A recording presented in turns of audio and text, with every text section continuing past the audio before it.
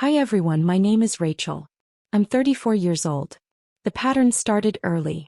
I was 7 when they filmed my sister Emily's kindergarten graduation on their new camcorder. Mine 2 years later they forgot entirely. Mrs. Chen from next door drove me home because Mom had Emily's dance recital and Dad was at a work thing.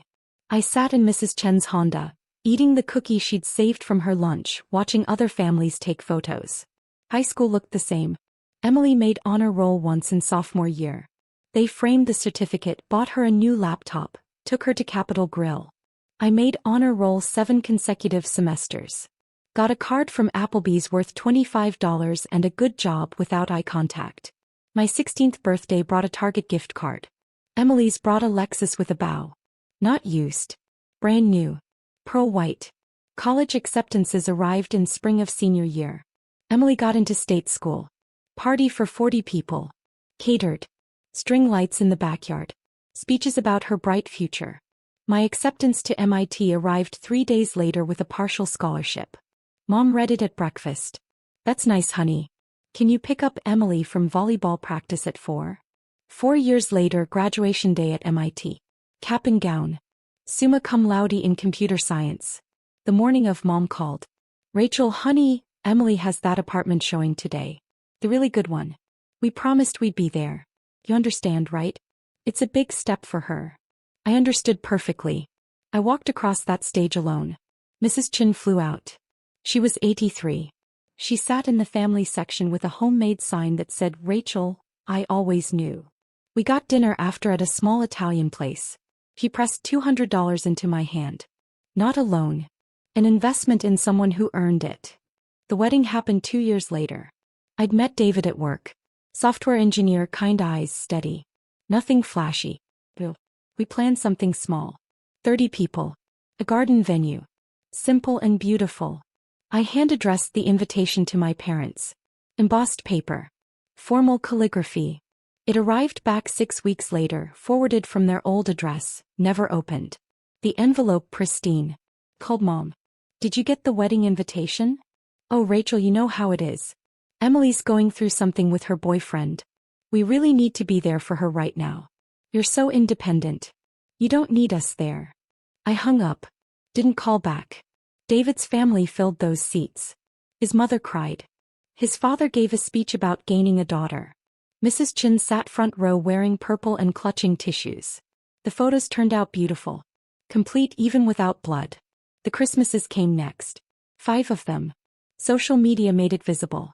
Year 1. Complete family Christmas. Caption under photo of 17 people.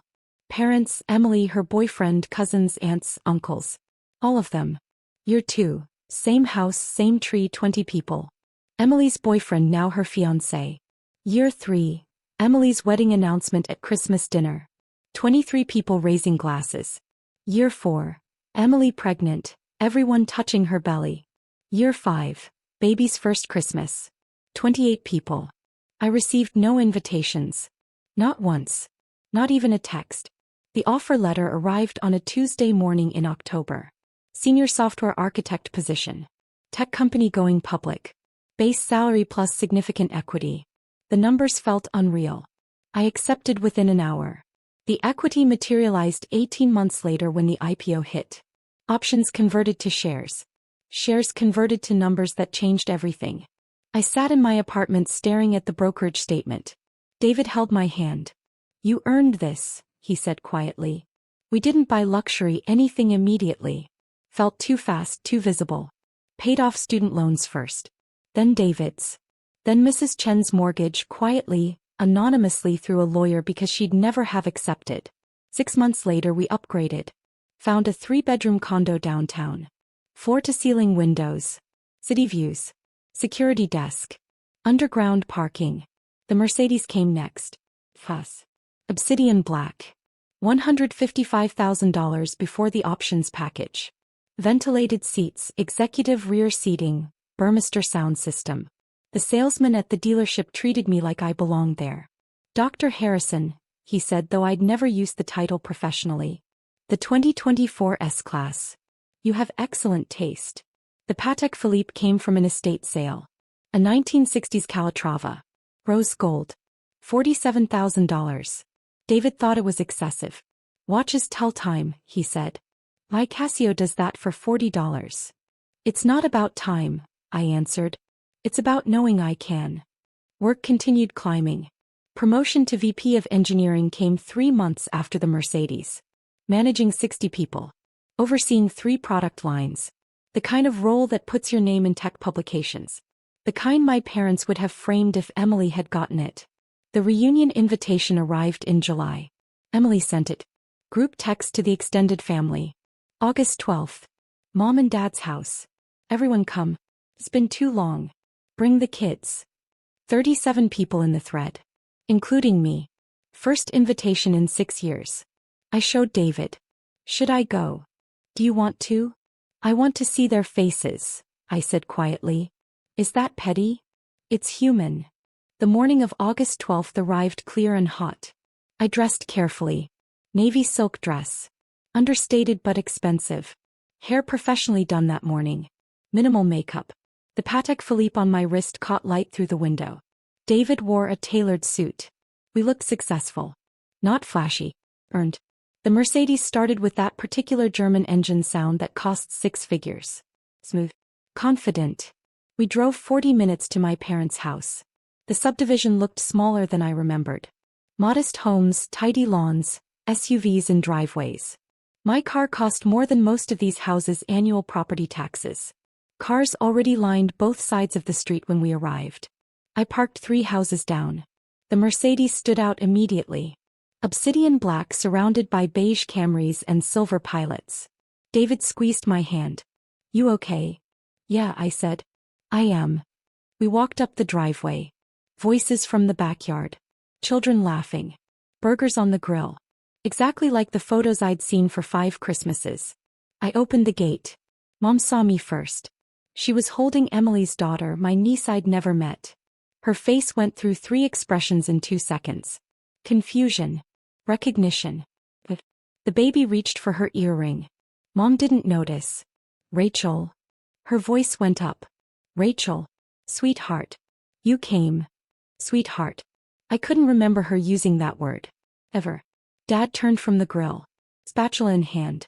His eyes went to the watch first. Then to David. Then back to me. Well, he said carefully. Look who decided to show up. Emily appeared from inside carrying a bowl of potato salad. She stopped at the door. Her eyes scanned me like a price checker. Dress. Watch. Hair. I saw the calculation happen. Oh my God, she said. Rachel. Well, you look. She paused. Different. Hi, Emily, I said evenly. This is my husband, David. Husband. Mom's voice went even higher. Rachel, I didn't know you got married. I waited 3 beats. You didn't open the invitation. Silence dropped. Uncomfortable. Heavy. Oh, Mom recovered. Things were so busy with Emily's situation. You know how it is. I know exactly how it is, I said softly. Uncle Tom approached with beer. Rachel. Haven't seen you in years. How've you been? Working, I answered. VP of Engineering at Maverick Tech. His eyebrows went up. Maverick? That company's everywhere. IPO last year, right? 18 months ago, I confirmed. Jesus, Uncle Tom said. You were there for that? He looked at Dad. Did you know Rachel was at Maverick? Dad's face went careful. Lose touch sometimes. Everyone's busy. Cousin Jennifer appeared at my elbow. She'd always been kind. Sent me cards on birthdays my parents forgot. Rachel, she said warmly. That car outside. The black Mercedes. Is that yours? It is, I said. It's gorgeous, Jennifer breathed. S-Class. 2024. Those start at what, $120,000? $155,000 before options, I answered quietly. The number landed like a stone in still water. Ripples spread. Conversations paused. Heads turned. Mom recovered first, switching to hostess mode. Well, you must be starving. Let me get you a plate. David, what can I get you to drink? She'd learned his name 30 seconds ago. The afternoon moved forward. I stayed polite. Distant. answered questions about work in brief, professional terms. David handled the extended family beautifully. Uncle Tom pulled him into debate about electric vehicles versus combustion engines. Cousin Jennifer asked about my dress designer. Emily approached while I was getting water. So, she said, things are going well for you. They are. That's a serious watch. It is. Rachel. She paused, playing with her wine glass. Why didn't you ever tell us about your success? I looked at her directly. You never asked. That's not fair. You just disappeared. You had 28 people at Christmas last year, Emily. Where was my invitation? Her face flushed. Mom handles the invitations. Mom has my number, my address, my email. What she doesn't have is interest. That's harsh. It's accurate, I said evenly. Excuse me. I walked to the far corner of the yard. David joined me. Ready to leave? Soon, I answered. Not yet. Dad approached as the sun started setting. Hamburger in hand, beer in the other. Casual. Like we had these conversations regularly. Rachel, he said. Can we talk? We are talking. Privately. No need, I said. Anything you want to say you can say here. He glanced at David. David didn't move. Hey, Dad started. Look, your mother and we've been talking. About investments. Retirement planning. You clearly know your way around money. We thought, maybe you could give us some advice. Maybe help us strategize. Strategize, I repeated. Well, yes. You've done so well. We thought maybe you could help us do better. You want financial advice. More than advice, he said, warming to the topic. Partnership maybe. You invest, we provide, well, family support. Network. That kind of thing. I let the words settle. Took a sip of water. Waited. Family support, I said finally. Like coming to my MIT graduation? His face tightened. Or opening my wedding invitation? I continued quietly. Or inviting me to Christmas. Any Christmas? In 5 years. Rachel. You want to discuss investments, I said. Here's my investment advice. You invested nothing in me for 34 years. That's a complete portfolio. No additions needed. That's not fair. We raised you, fed you, put a roof. You did the legal minimum, I interrupted, still calm. You kept me alive. Congratulations. That's not investment. That's obligation. Mom appeared. Rachel, honey, what's going on? Dad wants to discuss money, I said clearly. Oh. Mom brightened. Yes. We were just saying you've done so well and we could really use some help with. No, I said. The word hung. I'm sorry. Mom blinked. No. I'm not helping with money. Or investments. Or any financial need you have. Rachel, Dad's voice hardened. We're family. I pulled out my phone. Opened photos. Turned it to face them. This is your Christmas post from last year. Complete family Christmas. 28 people. Where am I? Mom's face went pale. I swiped. This one's from 3 years ago. Everyone we love most. Where am I? Swiped again. Emily's wedding announcement. All together at last. Where am I? We thought, Mom started. You thought I didn't notice, I finished. You thought I'd disappear quietly. And I did. But you didn't get to decide when I reappeared. Or under what terms. You're being cruel, Emily's voice came from behind. They're getting older. They need help. I turned to her. Did they need help when they bought you a Lexus for your 16th birthday? When they paid for your apartment? When they showed up to every volleyball game while Mrs. Chen drove me home from art club? That's ancient history, Emily snapped. It's pattern, I corrected. It's evidence. And it's permanent. Dad's voice went cold. Fine. Be selfish. But don't expect to be part of this family anymore. I smiled. Small. I haven't been part of this family for a very long time, Dad. You just didn't notice until I stopped caring. We left without goodbyes. David opened my car door. The Mercedes interior smelled like leather and new car and choices I'd earned. We pulled away from the curb. In the rearview mirror I saw them standing in the driveway. All 3 of them. Watching me leave. I didn't wave. The calls started that evening.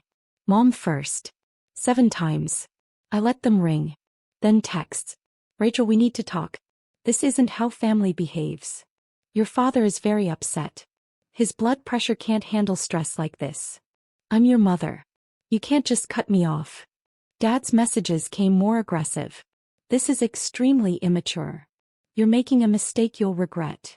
Don't expect us to be available when you need us. Emily's were manipulation dressed as concern.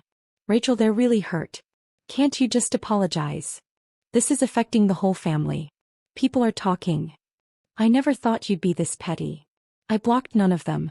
Let the messages pile up. Evidence folders, Dr. Walsh had called them in therapy.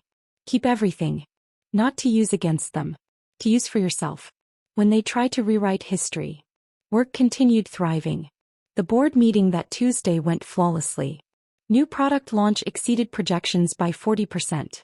The CEO pulled me aside after. Rachel, the board wants to discuss expanding your role. Chief Technology Officer.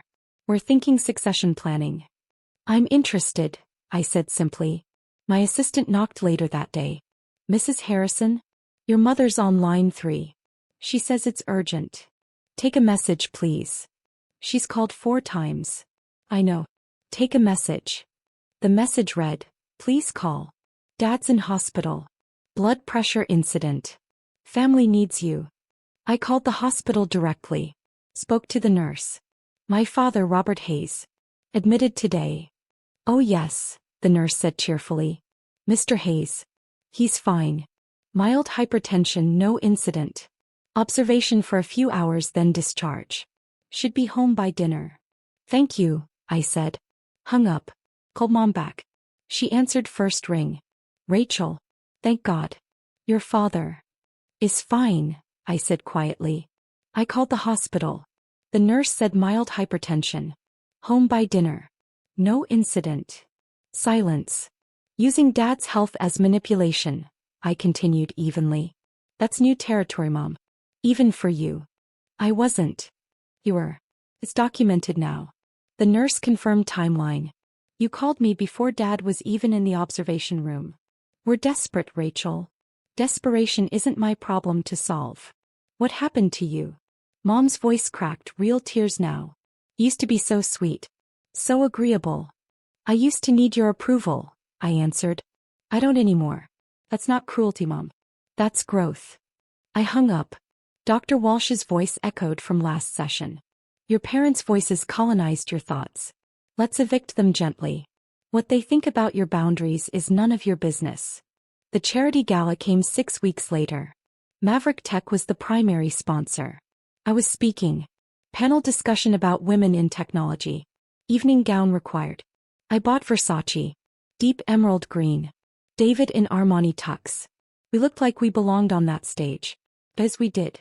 The venue glittered. Crystal. $500 plates. The tech elite. Board members.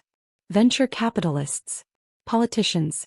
David and I worked the room before dinner. Handshakes. Air kisses. Professional warmth. Rachel Harrison? A woman approached. Board member from Sequoia Capital. I've been hoping to meet you. Your work at Maverick is impressive. Thank you, I said. Are you enjoying the evening? Immensely. Though I'm more interested in whether you're happy at Maverick or if you're open to conversations. I smiled. Always open to conversations. The panel went smoothly. Questions about breaking glass ceilings, mentoring young women, balancing leadership with authenticity. I spoke about Mrs. Chen. About the people who showed up. About David's family who'd made space at the table. Success doesn't happen in isolation, I said from the stage. It happens because someone sees your potential before you do. Mrs. Chen saw mine. She flew across the country at 83 to watch me graduate when my own family couldn't be bothered. That's investment. That's family. Applause rippled. I returned to my seat. During dinner, David touched my arm. Don't turn around quickly. But your parents are here. What? 3 tables back. Your mom, dad, and Emily. Emily's husband, too. I turned slowly. There they were. Evening wear. Formal attire. Seated with people I didn't recognize. They'd bought tickets. To my event. Mom saw me looking. Eager. Bright. I turned back around. Continued eating. After dinner, the networking reception. Open bar. Small plates. Live piano. I moved through conversations professionally. Thanked donors.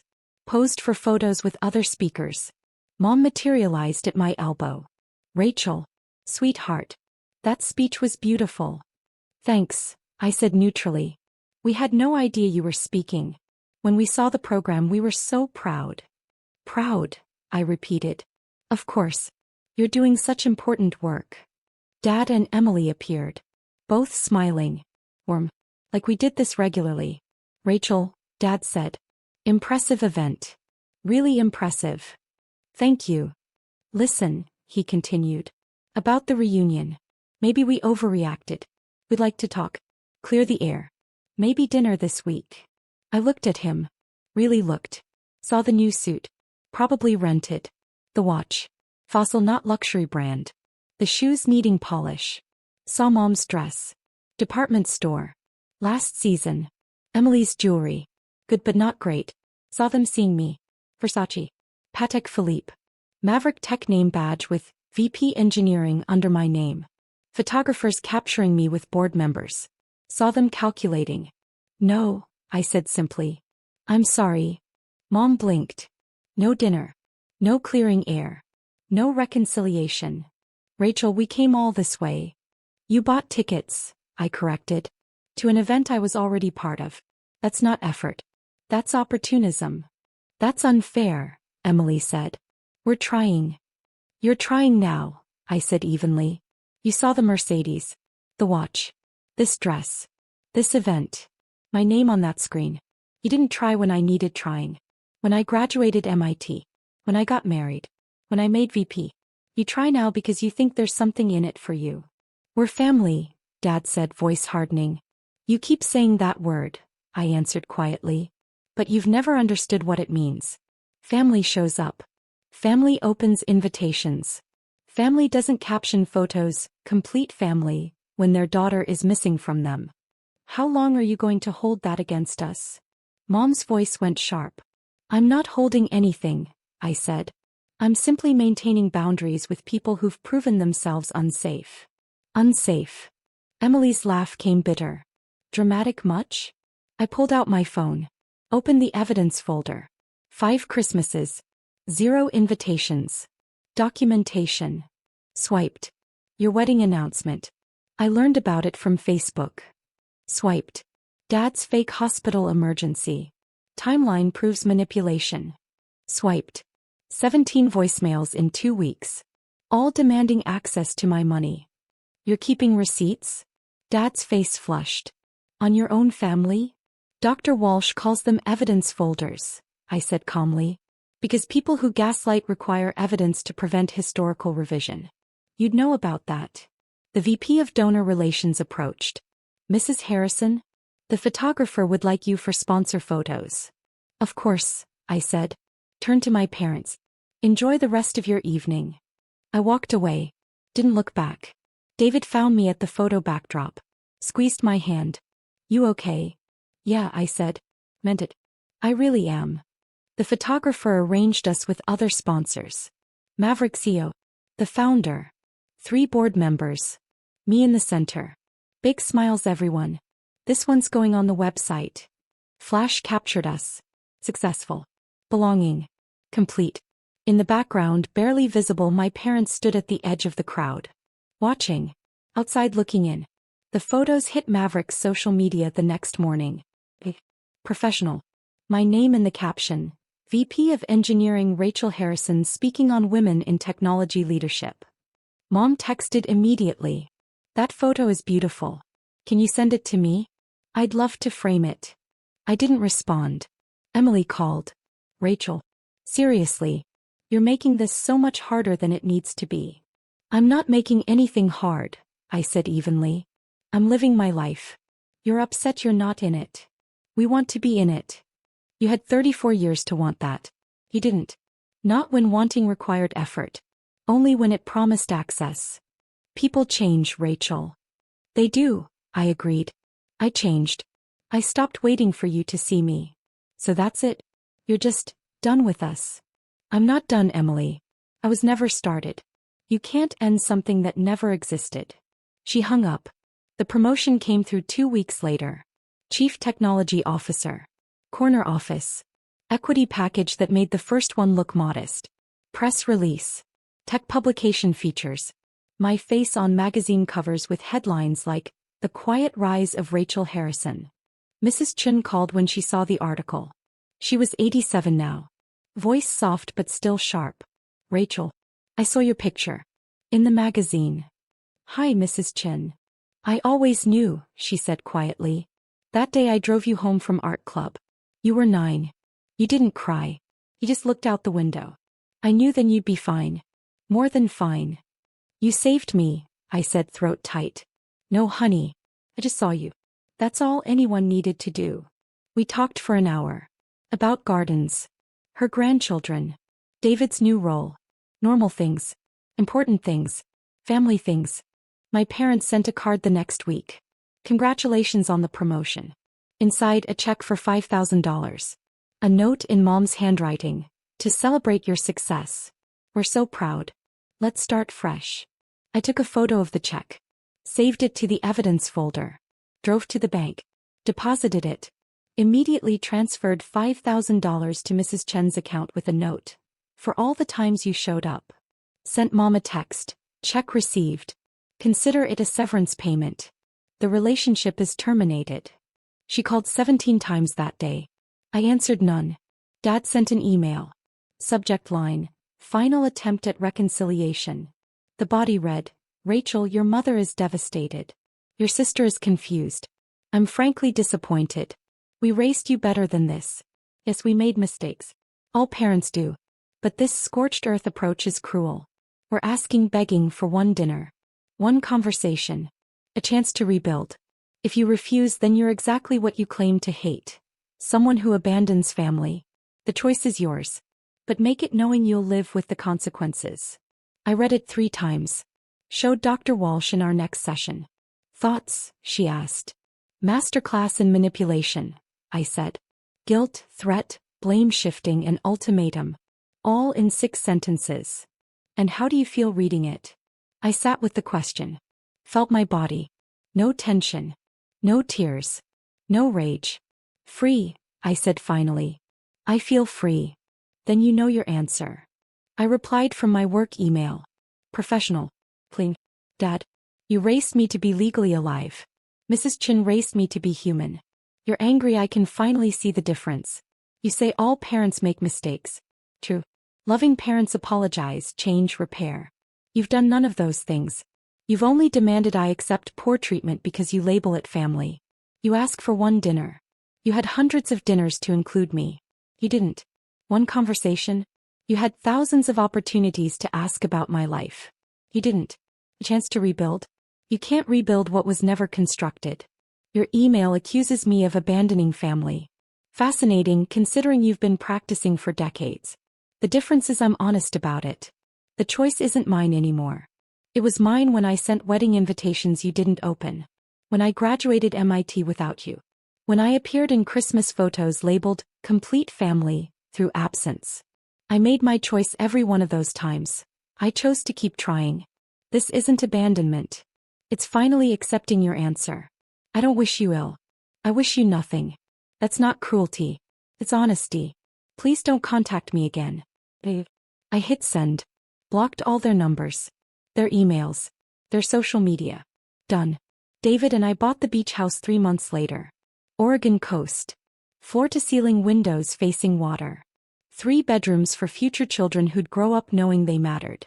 Knowing showing up isn't optional. Knowing family is built, not presumed. Mrs. Chen visited that Christmas. She met David's parents who'd become mine through choice. We cooked together. Laughed. Told stories. Took photos. All of us, everyone who mattered, complete and real. The doorbell rang during dessert. David answered. Came back looking uncomfortable. Your parents are here, he said quietly. On the porch. I walked to the door. They stood in the cold. No car visible. Someone dropped them off. Rachel, Mom said. Please. It's Christmas. It is, I agreed.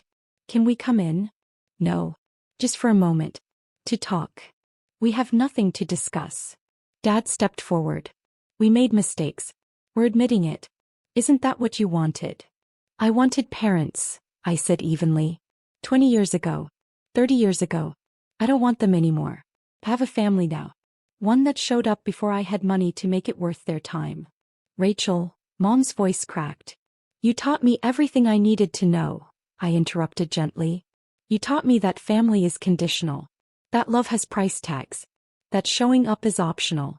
I learned the lessons. I just didn't learn the ones you intended. We're sorry, Dad said. First time ever. We're truly sorry. I forgive you, I said. Meant it.